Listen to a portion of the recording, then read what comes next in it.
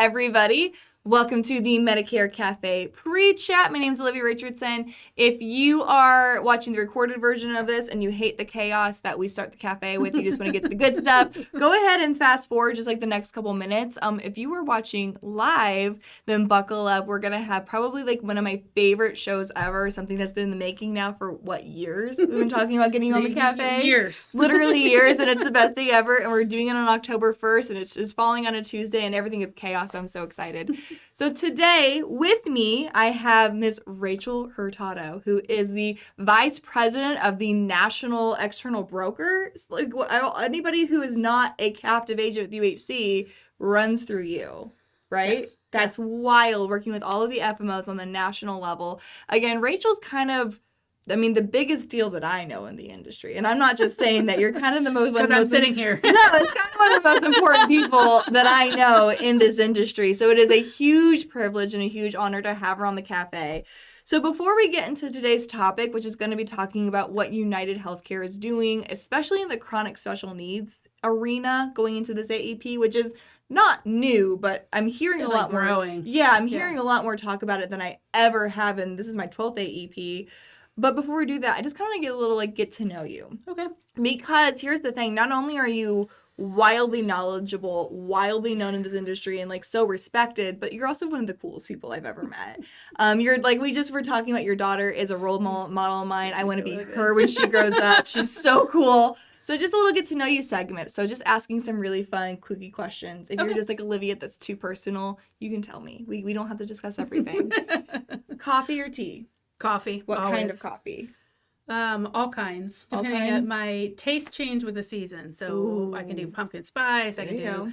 espressos. I can do lattes. I can do iced. I do cold. I do protein coffee. It doesn't matter. Coffee? Protein coffee. Oh my God, I've never heard. It's no. Breakfast and coffee all Breakfast in and one. coffee. Honestly, that's a really good idea. Yeah. Okay. Dogs versus cats. Dogs. Dogs. Okay. Do you have any dogs? I do. I have 2 dogs. I was going to say I thought you did, but I didn't know. I do. And they're just kind of they're squirrely and wild, right? Yes. Oh Yes. my gosh. I have a pit bull. She a rescue. She is 14.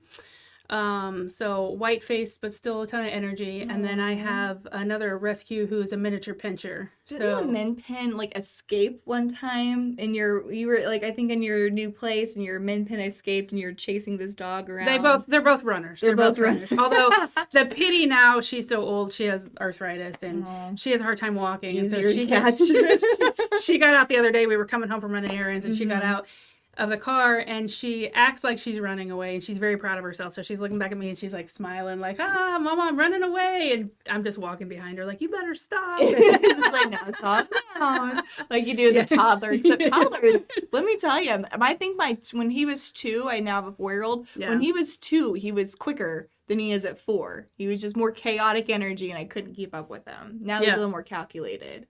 Last question I have for you. It's October 15th.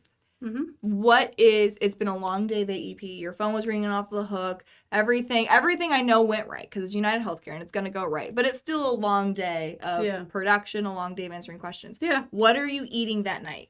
What is I'm home. It's at a reasonable hour somehow. What is your meal the night of the 15th? Wine. Obviously. And pizza. Oh, okay. What pizza toppings? What are you going with pizza? Veggies. Veggie, yeah, because you're a vegetarian. Yeah. My favorite story. So Clint Geyer, who is the Vice President of Senior Benefit Services, our sister company, we tell the story every time we take a rep out to dinner.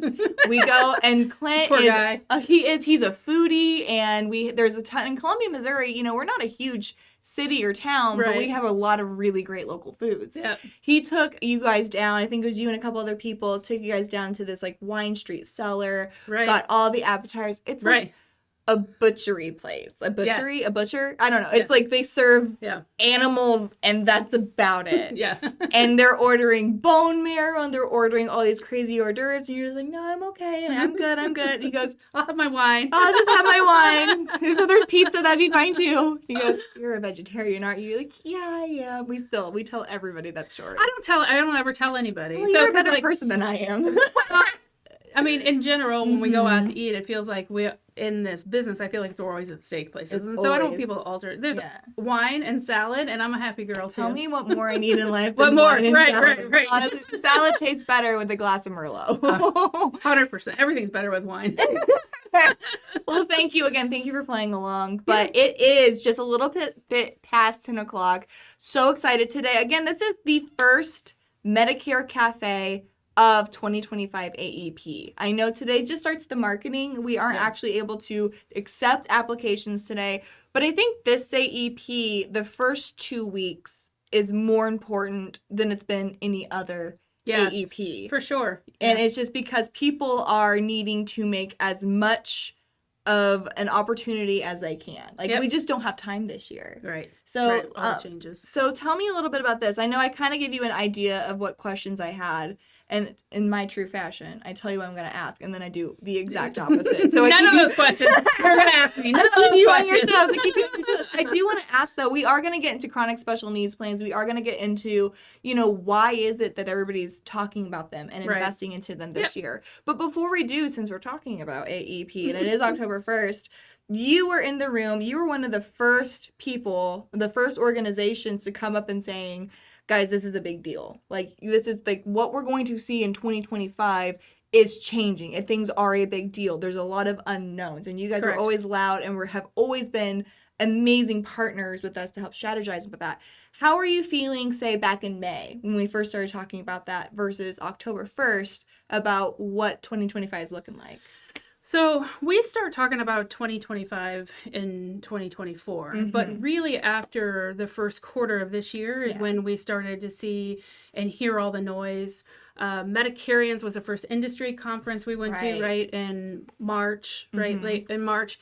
And we started talking about all the proposed regulations, but also all of the impacts to product and things that were going to happen this year. So I think one of the most powerful tools we have is education still in this business. One of the things that I respect and love so much about the agents in this business is the time that they take to educate members on their options and their opportunity, really ongoing every year. But a lot of times when people are turning 65, it's the first time they've shopped for insurance on their own. So there's a lot of education. So with all the changes, the Part D changes, the changes to DSNP regulations, expansion into CSNP, all of those things happening, in addition to funding cuts, which everybody has seen already in the sneak peek of benefits, right? Education on why everything's happening. So March started to make me nervous. I've been doing this a long time. I've been in the insurance business for, this will be my 30th year in 2025. 10 years at United, but this year is going to be the most change, I think, with the most disruption across. And normally we go into APs and you see a disruption, one carrier or another carrier. Or an area. But this is the entire country. And, that are going to see changes in their ANOX and their benefits this year. So it's going to force the majority of people to shop. To where we are now, I feel really confident about where we are. I think I'm really proud to be at United. I'm proud of the work that our teams have put in to be prepared.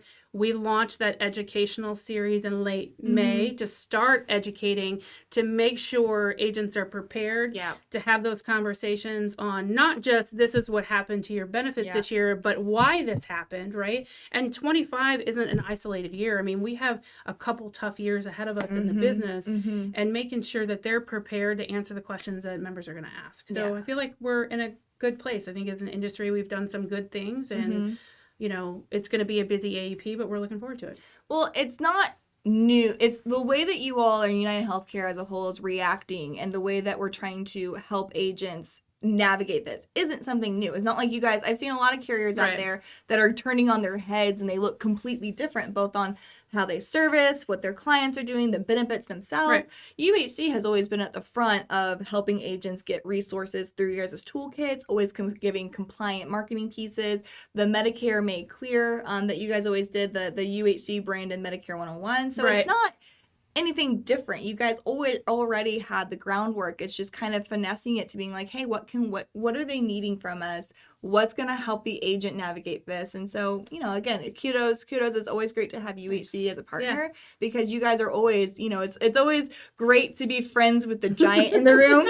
But when the giant actually cares about, wanting to make sure that everybody has the tools and resources, that can make or break an AEP. Well, with the changes requires a lot of investment in the tools, right? And the resources both. Right. So this entire year, we've prepared just like everybody for today, right? For 10-1, right? So making sure that the tools were updated with the new plan offerings to make sure we had new marketing materials to focus on DSNP and fully integrated DSNPs and CSNP plan options, but also again, educational. We launched those educational videos for DSNP, educational for Part D because of the changes. And again, all tools and resources to help the agents be successful this AEP. So let's talk about that, the tools and resources and what we're getting into. Yeah. So back in, Lucy, thank you, Lucy. Back in the day, whenever we were kind of looking at, and carriers were really looking to diversify and figure out, Medicare Advantage plans, they're really starting to level out. People is kind of looking like, Medicare Advantage plans, everybody has their niche, but we got to a point where we're all really, really competitive. Yeah. UHC said, we're going to go in the DSNP and we're going to aggressively, one of the first and one of the most aggressive companies to go into the DSNP. And that would have been, 10 years ago, several years ago. I'm feeling, and tell me if I'm wrong here, that I'm feeling that same level of commitment motion over into a space where you guys have always been in, always had great plans in, but didn't really have the same level of commitment to. And I would say that's the chronic special needs plans. Is that kind of fair to say? Yeah, I think the rules are changing for DSNP, right? So this is kind of the first step in between 2025 and 2030 where DSNPs have to be integrated. So you saw two things happen this year in the product portfolio. One is you saw an expansion of the fully integrated dual plans and just getting ahead of that 2025. So we launched 50 new plans across the state that were geared to full dual eligibles, right? It also is going to turn, because of the election period, because of the alignments, it's going to turn, you're going to see more DSNP business being done during AEP than we have historically, and you will see less DSNP during SEP. And so SEP, because we've always been so dominant in DSNP, about 60% of our business during SEP had been DSNP business. So as you think about how you're going to meet consumers and what plans are going to work for them, in the same time you're looking at the funding pressures and the landscape of the industry, CSNP has been something we have played in historically, but definitely looked at expansion. So we expanded the CSNP footprint this year to 70% of the national eligibles have an opportunity to have a CSNP plan. And when doing the research, we determined that 50% of our population qualifies for a CSNP plan. That's insane. Right. So if you think about year-round selling, qualifying for a CSNP plan now is an SEP. So I think one, with the expansion of footprint, two, with the expansion of the portfolio, and then three, as you've seen diversification in the product, with the cuts in funding, carriers are having to make decisions: which benefits are members using, which benefits are members looking for, and how do we meet that population? So you've seen plans where, they've been strong in core or strong in ancillary, and for a while it's been everybody gets everything on all the plans. Now you're seeing, plans that maybe are designed for strong core benefits. You've seen some that are strong ancillary. On that chronic plan, you want to make sure that members are getting the care that they need. And so you will see those plans kind of stacked with the appropriate ancillary benefits to support those chronic conditions. I love that. That's just the coolest. And I get Brad Herman over in the Kansas City area. He says, yes, UHC's SNP now is about time. And again, just showing that investment, because we know we've worked with a lot of agents who kind of stepped up and said, this DSNP that you guys have been talking about for years, I love it. I'm writing it all year long. It's great. What am I going to do in 2025? That is no longer an election like that. Well, you can still do DSNP, right?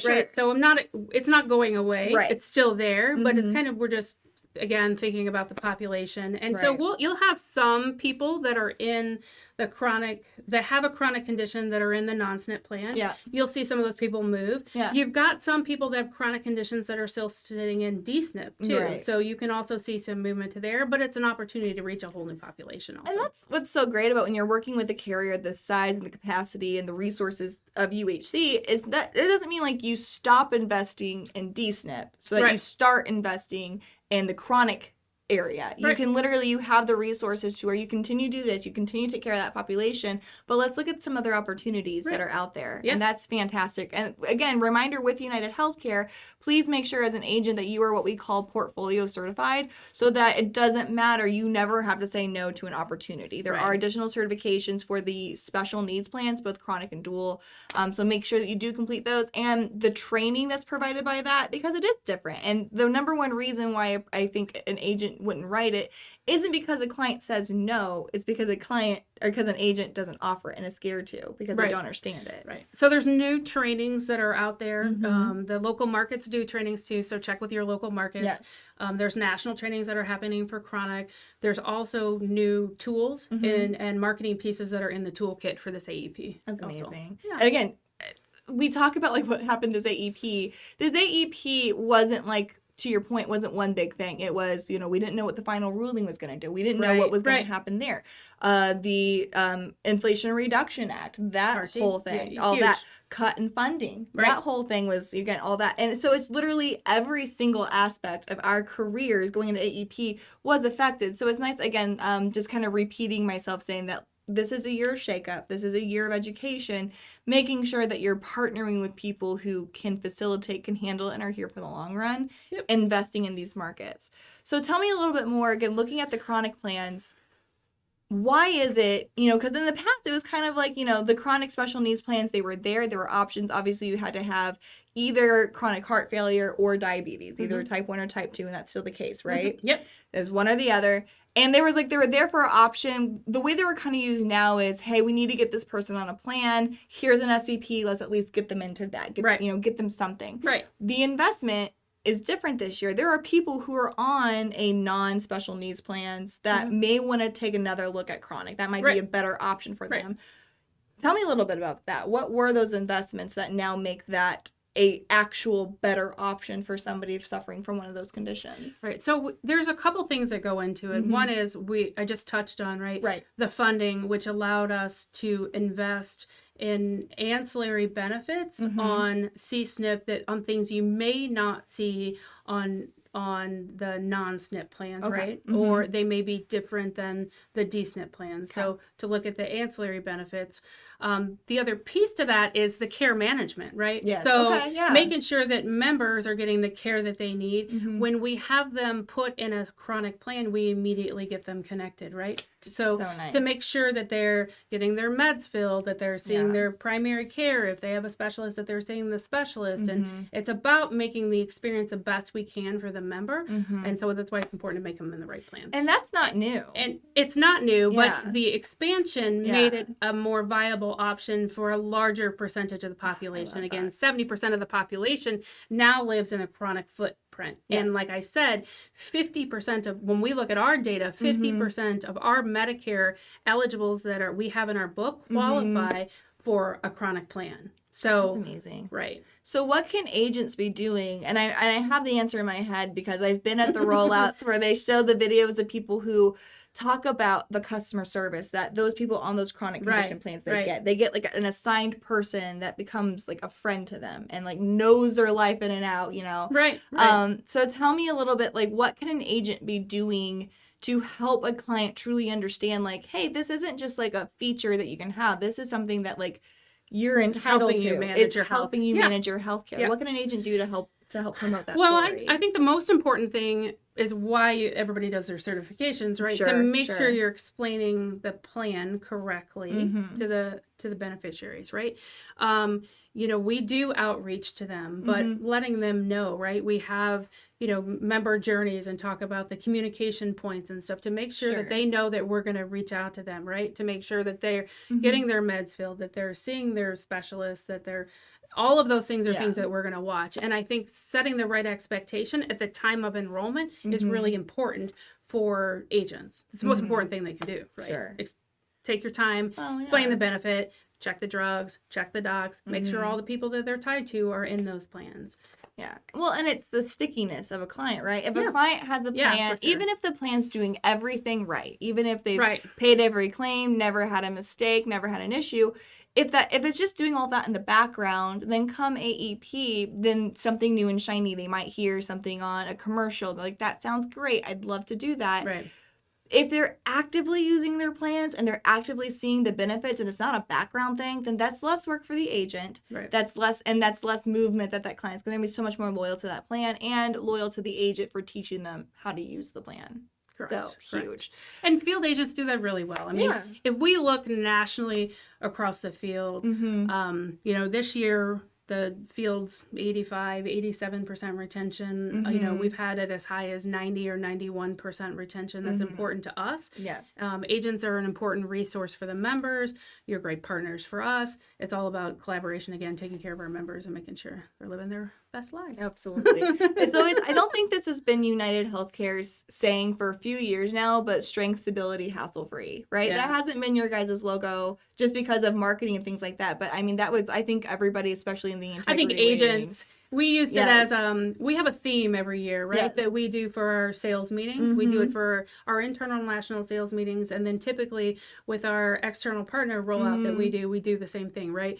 And so it was, a year of a lot of disruption, maybe not again to this magnitude, but there was pullback and benefits. And it's really, we've always been in this business for the long game. Yes. So, we try to be consistent in the investment, in the plans, benefits, to make sure that agents and members know we're long haul and we're stable, right? This year, we've got changes too, right? Not the same stability everybody's used to, which is what's creating the noise, but making sure, again, we're still looking at this product portfolio for the long haul, for the stability. And so that's where that came from. And that's one of those things. That's what we still say. Yeah. When we tell agents, strength, stability, hassle-free, because that's been proven to be the same. Even in the disruption, you guys have, again, continued to invest where a lot of other carriers are having to completely downsize. UHC as being a clear hero in a lot of our markets. And this year, I'm sure a lot of you guys the agents saw it at the local market rollout and our national rollout. We kind of talked about the way forward. And kind of the same meaning is that, we're here to partner with the agents as we move forward through this, challenging AEP. Again, we're committed to the population. We're committed to the agents and we're here for the long haul. I love it. Just the best. Again, with having a partner like United Healthcare, who, again, you guys have talked about this for years now, but the field distribution growing to where the field distribution's outwriting any other distribution that you guys are offering, and the investment that you guys have made in the field and in the agents. And so trying to do what's best for our agents as well as doing what's best for the client. Again, to do that at the size that you guys are and to be that strength, stability, hassle-free, it's not an easy task, and it doesn't get done overnight. It's something that you guys have been building for a ton of years, and we're really excited to, again, be a partner with you guys and have you guys on this journey. We always try to raise the UHC's flag as high as we can. You guys always do a good job. Well, thank you. Thank you. So, again, I know this is AEP. We do our best, Taylor. I love you. We do our best to try to keep these shorter and sweeter because we want to do updates and just give you guys to what you need to know going into this year, going into the AEP. We will continue to do that. This year we have a lot of really cool things planned for Medicare Cafe as far as engagement, giving you guys updates, letting you guys know what you need to know to do your job. But again, I'm so excited. I've been looking forward to this Medicare Cafe. I think we actually put this on the books now for a couple months. Yeah, and we did. Literally, we've been counting down cafes to get Rachael on here. So I appreciate your time. Thank you for having me. Appreciate especially it. October 1st. I know how valuable your time is, and the fact that you're giving it to us, I cannot thank you enough. It's my pleasure. It's a huge honor. So thank you. Yeah, absolutely. If you guys do have any more questions, please, again, this is my number. Even if you're watching the recorded version, you can text me at any time. I always try to respond at least within 24 hours, especially during AEP, or you can call our office at 1-800-689-2800. Good luck this AEP. We are here. We are supporting you. And thank you, agents, for doing what's best for our beneficiaries out there and helping those in most need get the health care that they need. So thank you again, Rachel. I appreciate you. Thanks for having me. So here's how we end this, okay? So it's a whole thing. I make my guests do it. It's kind of easy. It's a surprise. I mess it up more than the guests do, I'm going to be honest. So what we do is I say, until next time, have fun. You say, make money. And we both say, and give impeccable service. So have fun, make money, give impeccable service. You ready? Yep. All right. So until next time, guys, have fun. Make money. And give impeccable service. Thanks, guys.